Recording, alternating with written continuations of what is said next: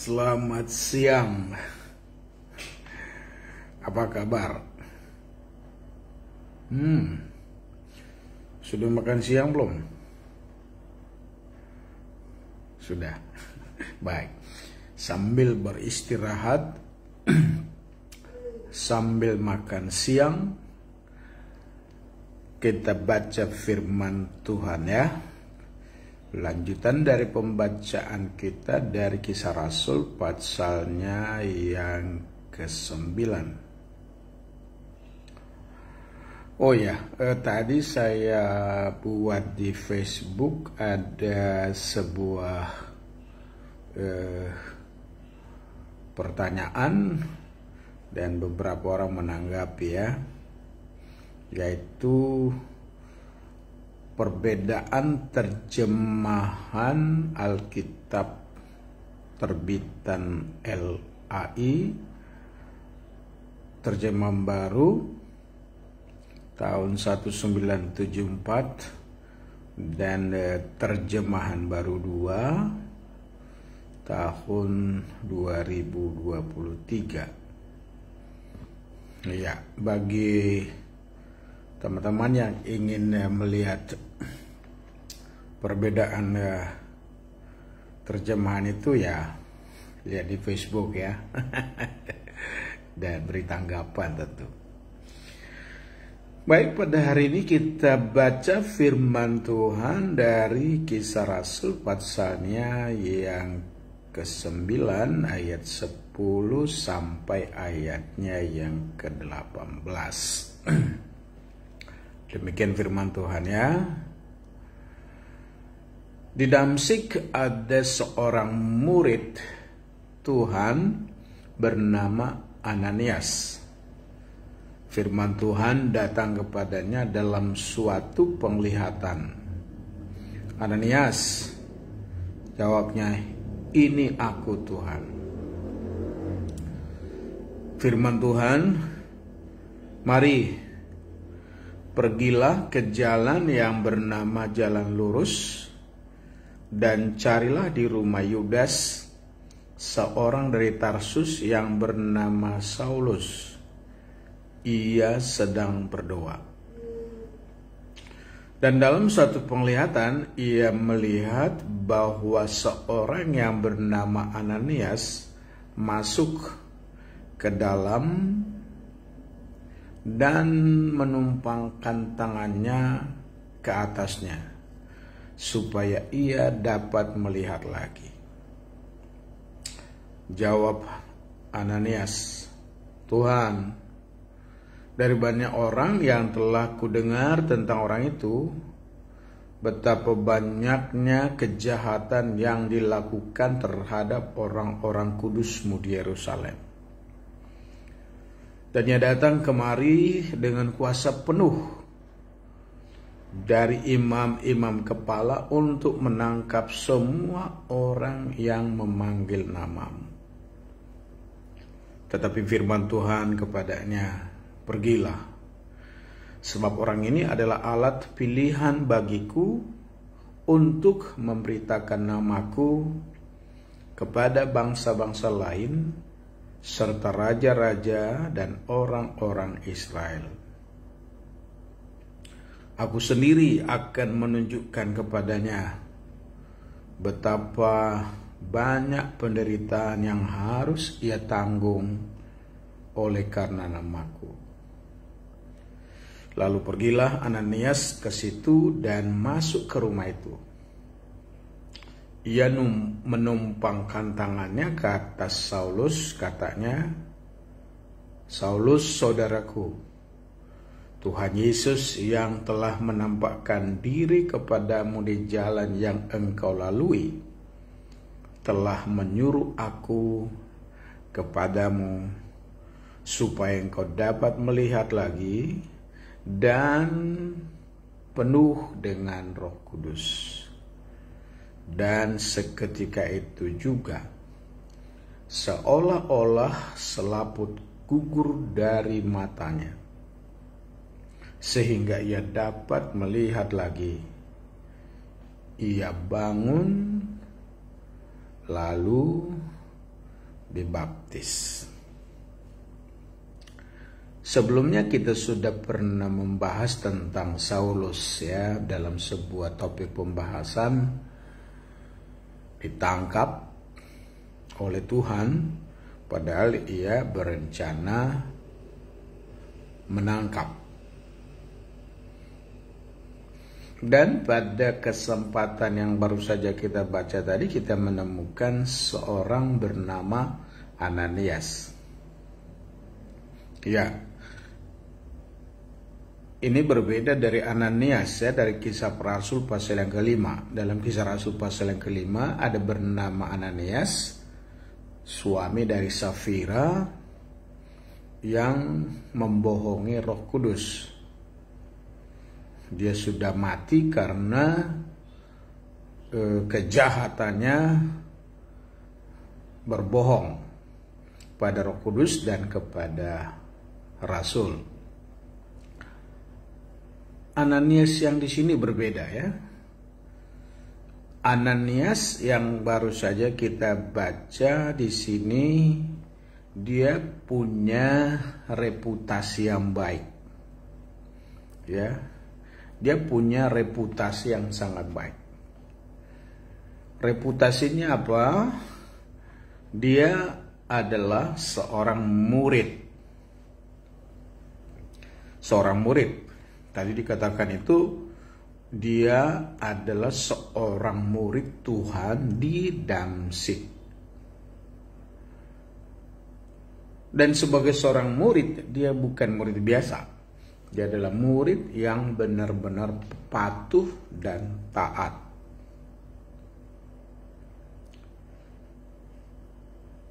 Terbukti dalam kepatuhan dan ketaatannya itu, Tuhan berbicara pada dia melalui penglihatan.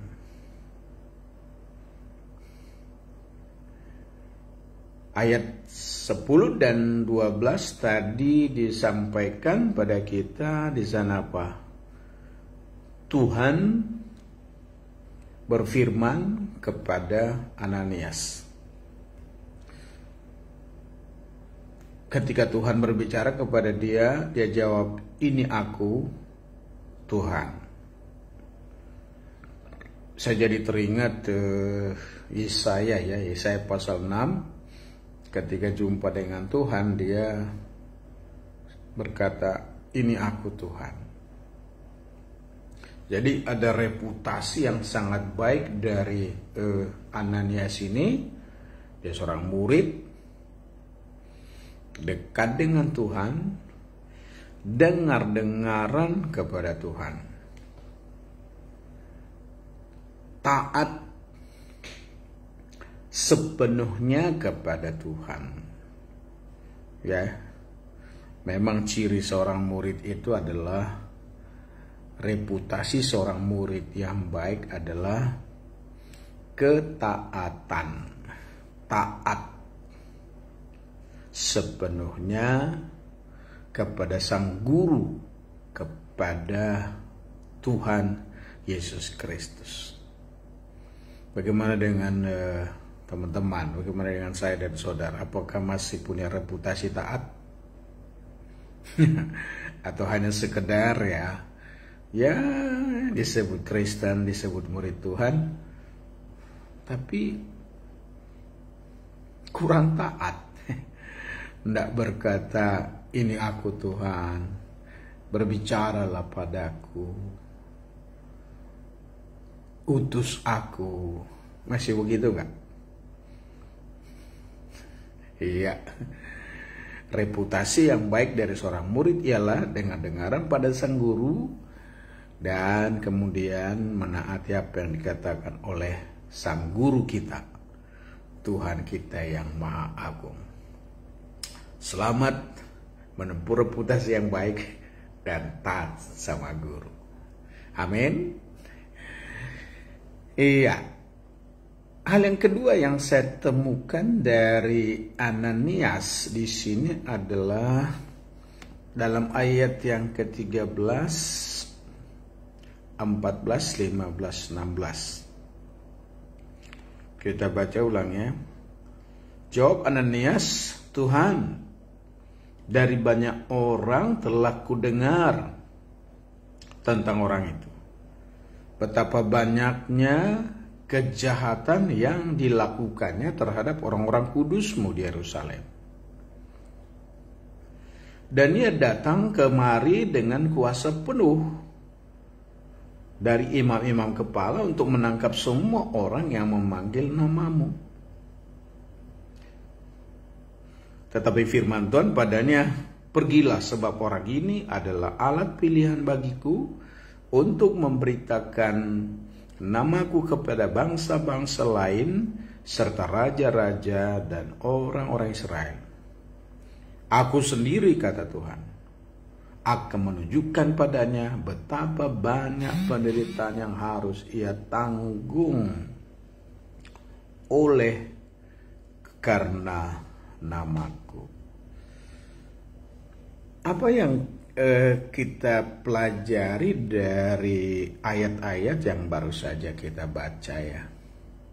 Jika nomor 1 tadi, Ananias itu adalah seorang yang punya reputasi baik. Reputasinya adalah seorang murid yang dengar-dengaran, taat. Dan sekarang bagian kedua ini, dia ada ujian ketaatan di tengah-tengah atau dalam situasi yang agak sulit untuk berkata ya sesungguhnya. Kenapa sulit?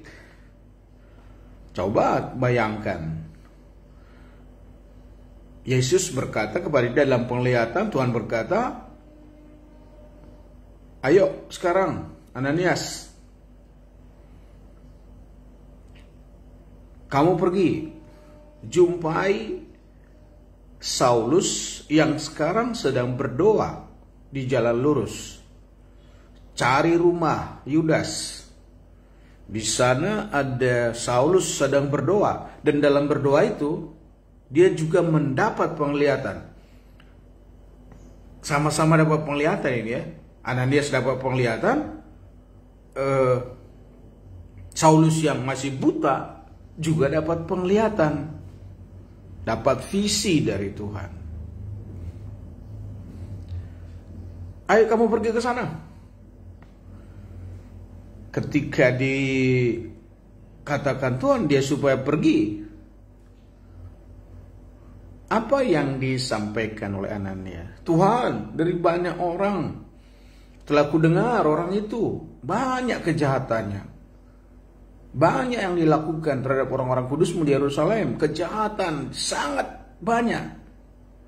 Dan dia datang juga ke sini punya otoritas dari imam-imam kepala untuk menangkap semua orang yang memanggil nama-Mu.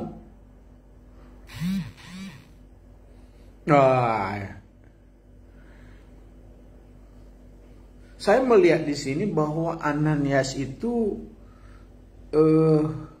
ketika dia disuruh oleh Tuhan, dia menyampaikan dengan terbuka kekhawatirannya tentang Saulus. Dia menyampaikan kekhawatirannya tentang Saulus.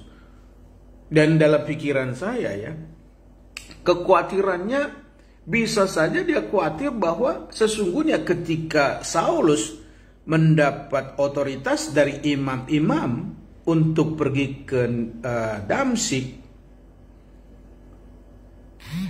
salah satu sasaran dari Saulus adalah untuk menangkap Ananias juga. Makanya tidak heran dia menyampaikan itu. Dia sampaikan, Tuhan, saya banyak dengar bahwa Saulus itu sangat jahat di Yerusalem. Dan sekarang gilirannya ke Damsyik. Dia menyampaikan kekhawatirannya. Dia menyampaikan kegalauannya tentang Saulus. Tetapi yang menakjubkan dari Ananias adalah dia menyampaikan kegalauannya, dia menyampaikan kekhawatirannya, Tetapi yang menakjubkan adalah dia juga tetap patuh. Nah, ini mengikut Tuhan itu kan entengnya di situ. Ketika Tuhan berbicara, kita sampaikan kegalauan kita sampaikan kekhawatiran kita. Tapi ketika Tuhan berbicara, Tuhan menyuruh, tetaplah patuh. Silakan jelaskan apa adanya dari pikiran kita. Silakan sampaikan perasaan-perasaan kita. Silakan sampaikan logika pikir kita kepada Tuhan. Tetapi tetaplah taat, tidak patuh kepada perasaan dan logika kita, tapi patuh kepada Tuhan. Ya, kelemahan kita murid-murid Tuhan kan kadang di situ kan, terlalu terbawa perasaan, akhirnya nggak bisa bertindak, atau terlalu terbawa logika sehingga nggak bertindak juga. Yang terbaiknya apa? Perasaan, emosi, dan logika pikir kita harus ditundukkan kepada kemauan lebih menaati firman yang kita dengar daripada kita menaati perasaan kita dan logika pikir kita. Dan tentu pada masa sekarang ini apa? Firman Tuhan yang disampaikan kepada kita. Ketika firman disampaikan pada kita, kadang-kadang memang itu nggak masuk logika ya, atau juga bertentangan dengan perasaan kita. Tetapi yang kita kerjakan apa? Ayo tetaplah taat, sekalipun bertentangan dengan perasaan dan logika kita. Berkata ya kepada Tuhan. Dan yang kita dengar di sini, Tuhan baik ya. Dijelaskan oleh Tuhan kepada Ananias, ya benar yang kamu bilang, benar. Ya, tapi pergilah. Sebab dia adalah alat pilihanku untuk memberitakan namaku kepada bangsa-bangsa lain, serta raja-raja dan orang-orang Israel. Aku sendiri akan menunjukkan kepadanya betapa banyak penderitaan yang harus ia tanggung oleh karena namaku. Jika dia membuat aku menderita, tubuhku menderita, ada orang yang terbunuh, ada yang ditangkap, dipenjarakan. Sekarang dia waktunya saya ikat. Kata Tuhan, demi kepentinganku, demi pelayanan bagiku. Dan aku akan tunjukkan pada dia, sebagaimana engkau juga menganiaya orang-orang percaya padaku, kamu juga akan mengalami pengalaman yang sama. Dan itu kita bisa temukan dalam tulisan-tulisan Rasul Paulus ya, khusus dalam kitab Filipi, bagiku hidup adalah Kristus, mati adalah untung. Jadi dia rela menyampaikan hidupnya pada Tuhan. Saya ulang lagi, Saulus yang menjadi Paulus kita baca rela menyerahkan hidupnya sama Tuhan. Ya, jadi bagian kedua ini saya belajar dari Ananias itu apa? Sekalipun dia galau, dia serahkan kegalauannya pada Tuhan. Sekalipun dia khawatir, dia serahkan kekhawatirannya pada Tuhan. Sekalipun dia berpikir, wah ini bahaya ini dari Saulus, dia sampaikan itu pada Tuhan. Tetapi ketika Tuhan sudah memberi penjelasan pada dia, Tuhan sudah menjawab, dia stop keinginan pikirannya, dia stop keinginan perasaannya. Sekarang dia berkata ya kepada firman Tuhan. Itu nomor 2. Nomor 3 yang kita temukan adalah, saya baca 17 ya sampai 18. Lalu pergilah Ananias ke situ dan masuk ke rumah itu. Ia menumpangkan tangannya ke atas Saulus. Katanya, Saulus saudaraku, Tuhan Yesus yang telah menampakkan diri kepadamu di jalan yang engkau lalui, telah menyuruh aku kepadamu supaya engkau dapat melihat lagi dan penuh dengan Roh Kudus. Dan seketika itu juga seolah-olah selaput gugur dari matanya, sehingga ia dapat melihat lagi. Oh, luar biasa ya. Hal yang ketiga yang kita bisa pelajari, yang saya bisa pelajari dari Ananias adalah ketika kita membaca ayat 17 ini, 18, iya, saya menemukan di situ Ananias taat pada Tuhan. Walaupun tampaknya tidak menguntungkan bagi dia secara pribadi. Taat. Ya, kecenderungan kita manusia kan kita baru lakukan sesuatu itu kalau kita merasa apa untungnya bagiku, ya? Apa yang saya dapat dari situ? Ananias tidak seperti itu. Ananias ketika dia mendengar firman tentang apa yang dia ragukan, sekarang dia taati Tuhan. Dia taati Kristus. Dia berkata, ya saya mau lakukan sekarang.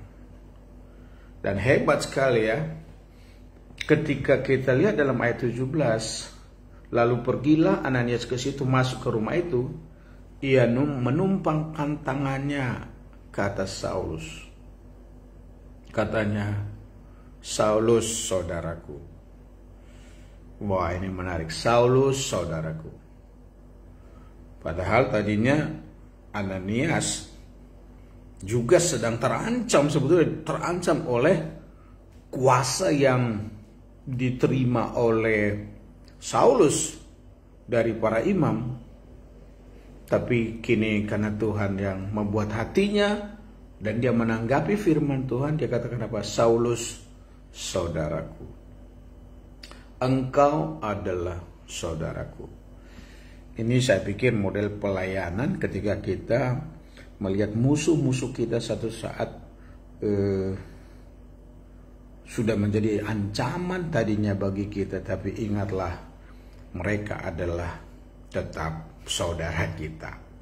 Ya, Tuhan Yesus yang menampakkan diri kepadamu. Dan Tuhan Yesus yang menampakkan diri juga kepada Ananias tentunya, telah menyuruh aku kepadamu supaya kau dapat melihat lagi dan penuh dengan Roh Kudus.